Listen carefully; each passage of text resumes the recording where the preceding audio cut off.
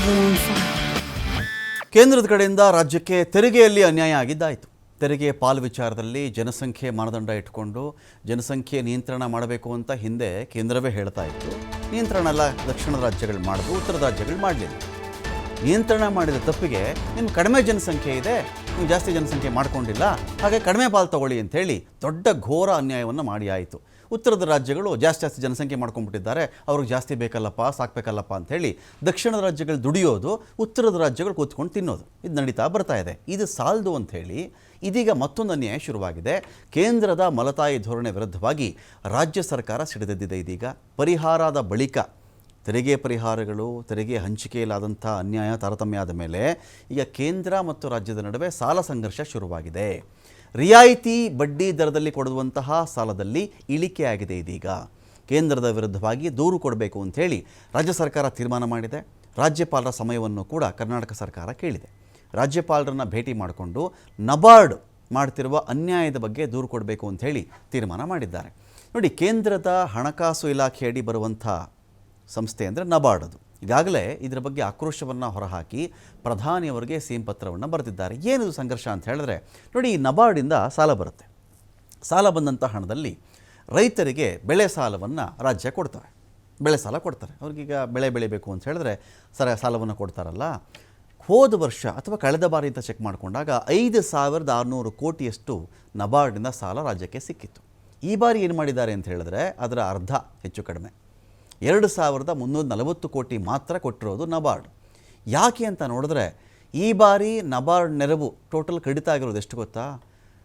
58%. ಅಂದರೆ ಹೋದ ವರ್ಷ 100 ರೂಪಾಯಿ ಕೊಟ್ಟರೆ, 100 ರೂಪಾಯಿ ಹೋದ ವರ್ಷ ಕೊಟ್ಟರೆ, ಒಂದು ಪಕ್ಷ ಒಬ್ಬ ಮನುಷ್ಯ ನಮಗೆ ಸಾಲ ಕೊಟ್ಟಿದ್ದರೆ ಈ ವರ್ಷ 42 ರೂಪಾಯಿ ಮಾತ್ರ ಕೊಡ್ತಾ ಇರೋದು.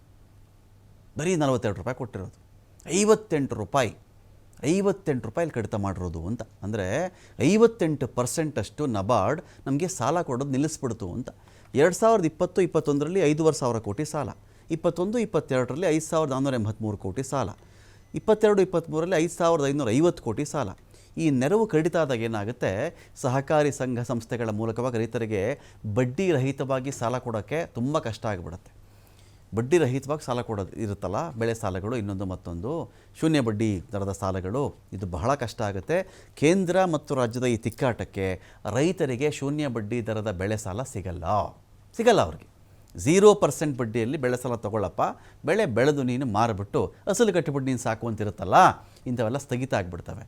ಸರಿ, ನಬಾರ್ಡ್ ಕತೆ ಕೇಳಬೇಕಲ್ಲ, ಯಾಕಪ್ಪ ಹಿಂಗೆ ಮಾಡ್ತಿದ್ದೆ ನೀನು ಅಂತ ನಬಾರ್ಡನ್ನು ಕೇಳಿದ್ರೆ, ನಬಾರ್ಡ್ ಹೇಳ್ತಾ ಇದೆ, ನೋಡ್ರಿ, ಒಂದೊಂದು ರಾಜ್ಯದಲ್ಲಿ ಒಂದೊಂದು ಪಕ್ಷಗಳದ್ದು ಸರ್ಕಾರಗಳಂತ ಬರ್ತವೆ. ನೀವು ಸರ್ಕಾರ ಬರೋದು ಬಡ್ಡಿರಹಿತ ಸಾಲ, ಆ ಸಾಲ, ಈ ಸಾಲ ಅಂತ ನೀವು ಯೋಜನೆ ಅನೌನ್ಸ್ ಮಾಡಿಬಿಡ್ತೀರಾ ಯಾವುದಾದ್ರು ಜೋಶಲ್ಲಿ. ಈ ಬಡ್ಡಿರಹಿತ ಬೆಳೆ ಸಾಲ ನೀವು ಕೊಟ್ಕೊಂಡ್ರೆ ಏನು ಗತಿ? ಕೆಲವರು ಬಡ್ಡಿಗೆ ಹೇಗಿದ್ದರೂ ಬಡ್ಡಿ ಕಟ್ಟಲ್ಲ, ಕೆಲವರು ಅಸಲೇ ಕಟ್ಟಲ್ಲ. ಇವುಗಳಿಗೆ ನೀವೇ ಹೊಣೆ ಹೊತ್ಕೊಳ್ಳಿ, ನೀವೇ ತುಂಬಿ ಅದನ್ನು. ಬಡ್ಡಿರಹಿತ ಸಾಲ ಅಂತ ನೀವು ಬಜೆಟ್ಗಳಲ್ಲಿ ಕೊಚ್ಕೊಂಡು ನೀವೆಲ್ಲ ಘೋಷಣೆ ಮಾಡಿಬಿಡ್ತೀರಲ್ಲ, ಆ ಹೊಣೆ ನೀವೇ ಹೊತ್ಕೊಳ್ಳಿ. ಹೇಳ್ಬಿಡ್ತೀರ ಶೂನ್ಯ ಬಡ್ಡಿ ದರದಲ್ಲಿ ರೈತರ ಬೆಳೆಗಳಿಗೆ ಸಾಲ ಕೊಡ್ತೀವಿ ಅಂತೆಲ್ಲ ಹೇಳ್ಬಿಡ್ತೀರಲ್ಲ, ನೀವು ಕೊಡಿ, ಹಾಗಾದರೆ ನಿಮ್ಮ ಬೊಕ್ಕಸದಿಂದ ತುಂಬಿ, ನಾನು ಕೊಡೋಕ್ಕಾಗಲ್ಲ ನಿಮಗೆ ಅಂತ. ಯೋಜನೆ ಜಾರಿ ಬಳಿಕ ನೆರವು ಕಡಿತ ಮಾಡಿರೋದಿದು. ಇಲ್ಲಿವರೆಗೂ ಇರಲಿಲ್ಲ ಇದು. ಯಾವಾಗಿಂತ ಯೋಜನೆ ಆಗುತ್ತಲ್ಲ, ಈ ಥರದ ಯೋಜನೆಗಳು ಜಾರಿ ಮಾಡ್ತಾರಲ್ಲ, ಓಹೋ ಶೂನ್ಯ ಬಡ್ಡಿ ದರದ ಅನೌನ್ಸ್ ಮಾಡ್ತಾ ಇದ್ದಾರಲ್ಲ ಇವರು, ಹಾಗಾದರೆ ನಾನು ಕೊಡೋಕ್ಕಾಗಲ್ಲ, ಕೊಟ್ಕೊಳ್ಳಿ ನೀವು ಬೊಕ್ಕಸದಿಂದ ಅಂತ. ಪ್ರಸಕ್ತ ವರ್ಷ ಇದರ ನೆರವು 40% ಇಳಿಕೆ ಆಗಿಬಿಟ್ಟಿದೆ. ಆಯಾ ಸರ್ಕಾರವೇ ಬಡ್ಡಿ ತುಂಬಿಕೊಡಲಿ ಅಂತ ಹೇಳಿ ನಬಾರ್ಡ್ನ ನಿಲುವು. ನೀವೇ ಬಡ್ಡಿ ತುಂಬಿಕೊಡಿ, ನೀವೇನು ಬಡ್ಡಿ ಶೂನ್ಯ ಬಡ್ಡಿ ಕೊಟ್ಬಿಡ್ತೀವಿ, ಬಡ್ಡಿ ಸಬ್ಸಿಡಿ ಕೊಟ್ಬಿಡ್ತೀವಿ ಅಂತೆಲ್ಲ ಮಾತಾಡ್ತೀರಾ, ಕೊಟ್ಕೊಳ್ಳಿ ಅಂತ. ಸರಿ, ರಾಜ್ಯದ ವಾದ ಏನು ಅಂತ ನೋಡಿದ್ರೆ, ನೋಡಪ್ಪ, ಬೇಡಿಕೆ ಇಟ್ಟಷ್ಟು ಅನುದಾನ ಕೊಡೋದು ನಿಮ್ಮ ಕೆಲಸ, ನೀವು ಅದನ್ನು ಮಾಡಿ. ಕಡಿತ ಮಾಡಿದರೆ ಬೆಳೆ ಸಾಲಕ್ಕೆ ನಮ್ಗೆ ಕಷ್ಟ ಆಗುತ್ತೆ. ಕೇಂದ್ರ ಸರ್ಕಾರ ಈ ಥರ ರೈತರಿಗೆ ಅನ್ಯಾಯ ಮಾಡಬಾರ್ದು. ಇಂಥ ಟೈಮಲ್ಲಿ ರೈತರಿಗೆ ನೆರವಿಗೆ ಕೇಂದ್ರ ಸರ್ಕಾರ ಬರಬೇಕು. ರಾಜ್ಯದ ಬಗ್ಗೆ ಕೇಂದ್ರ ಸಚಿವರು ಕೂಡ ಮಾತನಾಡಬೇಕು ಅಂತ ಕೂಡ ಇದರ ನಡುವೆ ರಾಜ್ಯ ಒಂದು ಕಡೆ ಕಿಡಿಕಾರ್ತಾ ಇದೆ. 5,600 ಕೋಟಿ ಇದು concession finance, 4.50 rate of interest. 9,200 ಕೋಟಿ ನಾವು ಕೇಳಿದ್ದೇವೆ. 2,340 ಕೋಟಿ ಕೊಟ್ಟಿದ್ದಾರೆ. ಹಿಂದಿನ ವರ್ಷದಲ್ಲಿ 5,600 ಕೋಟಿ ಕೊಟ್ಟಿದ್ದಾರೆ. ಈ ಬಾರಿ ನಮಗೆ 5,600 ಕೋಟಿ ಕೊಡುವಂತ ಕಡೆ 2,340 ಕೋಟಿ ಕೊಟ್ಟ ಹಿನ್ನೆಲೆಯಲ್ಲಿ 3,260 ಕೋಟಿ ಕಡಿಮೆ ಆಗ್ತದೆ. ಈ 3,260 ಕೋಟಿ ಹಣ ರೈತರಿಗೆ ಸಾಲ ಸೌಲಭ್ಯ ಕೊಡ್ತಕ್ಕಂಥದ್ದಕ್ಕೆ ರೈತರಿಗೆ ವಂಚಿತರಾಗ್ತಾರೆ. ಆ ದೃಷ್ಟಿಯಿಂದ ಈ ಅಲೋಕೇಶನ್ ಬಗ್ಗೆ ಮಾಹಿತಿ ಬಂದ ಕೂಡಲೇ ನಾನು ಕೇಂದ್ರದ ಹಣಕಾಸು ಸಚಿವೆಯವರಿಗೂ ಕೂಡ ಪತ್ರ ಬರೆದೆ. ಅವರು ನಾನು ಈಗಾಗಲೇ ಹೇಳ್ದಂಗೆ ಫೈನಾನ್ಷಿಯಲ್ 5,500 ಕೋಟಿ ಕೊಡ್ತಾರೆ ಅಲ್ಲಿಂದ ಇಲ್ಲಿಗೆ. ಸೊ 23-24ಕ್ಕೆ 5,600 ಕೋಟಿ ಕೊಡ್ತಾರೆ. ಇವತ್ತು ಸಡನ್ ಆಗಿ 2,344 ಕೋಟಿ ಕೊಟ್ಟಿದ್ದಾರೆ. ರೈತರಿಗೆ ಕೆಲವು ಟೈಮು ಬ್ಯಾಕ್ಸ್ ಅಲ್ಲಿ ರಿನ್ಯೂವಲ್ ಇರುತ್ತೆ, ಕೆಲವು ಟೈಮ್ ರಾಜಣ್ಣ ಹೇಳಿದಂಗೆ ಹೊಸ ಸಾಲ ಕೊಡ್ತೀವಿ. ರಿನ್ಯೂವಲ್ನವ್ರಿಗೆ ಹೇಗೆ ರಿನ್ಯೂವಲ್ ಮಾಡ್ತಾರೆ? ಹೊಸ ಸಾಲ ಹೇಗೆ ಕೊಡೋಕ್ಕಾಗುತ್ತೆ? 50% ಡೀಟೇಲ್ಸ್ಗಳಿಗೆ ಇದೀಗ ಶಿವಕುಮಾರ್ ಜೋಹಳಿ ಇದ್ದಾರೆ. ಶಿವಕುಮಾರ್ ಜೋಹಳಿ, ಈಗ ನಬಾರ್ಡ್ ಹೇಳ್ತಿರೋದು ಅಂತ ಹೇಳಿದ್ರೆ ರಾಜ್ಯ ಸರ್ಕಾರಗಳು ಅವರುಗಳ ಅನುಕೂಲ ಆಗಿರೋ ತಕ್ಕದಲ್ಲಿ ಒಂದೊಂದು ಪಕ್ಷ ಅಧಿಕಾರಕ್ಕೆ ಬಂದಾಗಲೂ ಶೂನ್ಯ ಬಡ್ಡಿ, ಆ ಬಡ್ಡಿ, ಬಡ್ಡಿರಹಿತ ಸಾಲ ಏನೋ ಒಂದು ಹೇಳ್ಕೊಂಡು ಕೊಟ್ಬಿಡ್ತಾರೆ, ಇಲ್ಲಿಂದ ತರೋಣ ನಾವು ಅಂತ ಅವರ ಒಂದು ವಾದ. ರಾಜ್ಯ ಹೇಳ್ತಾ ಇದೆ ಈ ಥರ ಮಾಡಿದ್ರೆ ರೈತರ ಬೆಳೆಗಳಿಗೆ ಅನ್ಯಾಯ ಆಗುತ್ತೆ, ಕೇಂದ್ರ ಈ ನಿಲುವಿಗೆ ಬರಬಾರ್ದು ಅಂತ ರಾಜ್ಯಗಳ ವಾದ. ಸೊ ಎಲ್ಲಿಗೆ ಬಂದು ನಿಂತಿದೆ ಇದು ಇವಾಗಿದು ಅಂತ?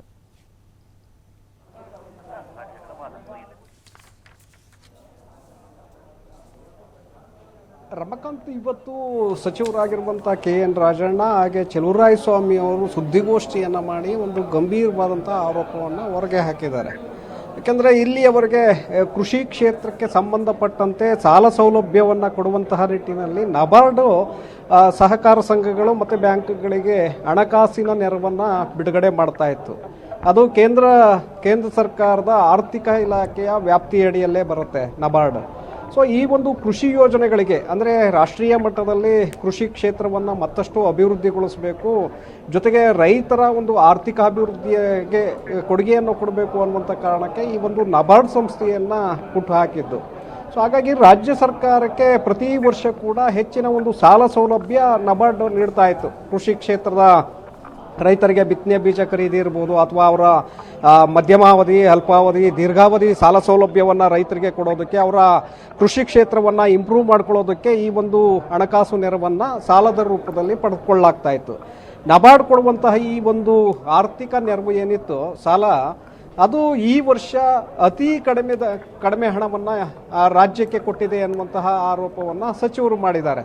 ಯಾಕೆಂದರೆ ಕಳೆದ ವರ್ಷ 5,600 ಕೋಟಿ ರೂಪಾಯಿಗಳು ರಾಜ್ಯ ಸರ್ಕಾರಕ್ಕೆ ಹಣಕಾಸಿನ ನೆರವನ್ನು ನಬಾರ್ಡ್ ಕೊಟ್ಟಿತ್ತು.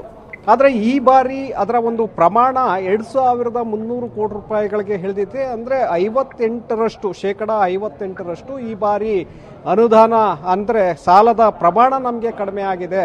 ಹಾಗಾಗಿ ಸಹಕಾರ ಸಂಘಗಳ ಮೂಲಕ ರೈತರಿಗೆ ಕೊಡುವಂತಹ ಒಂದು ಸಾಲ ಸೌಲಭ್ಯ ಏನಿದೆ ಅದನ್ನು ನಾವು ಕಡಿಮೆ ಮಾಡಬೇಕಾಗತ್ತೆ ಅನ್ನುವಂತಹ ಒಂದು ಆತಂಕವನ್ನು ಇವತ್ತು ಸಚಿವರು ಹೊರಗೆ ಹಾಕಿದ್ದಾರೆ.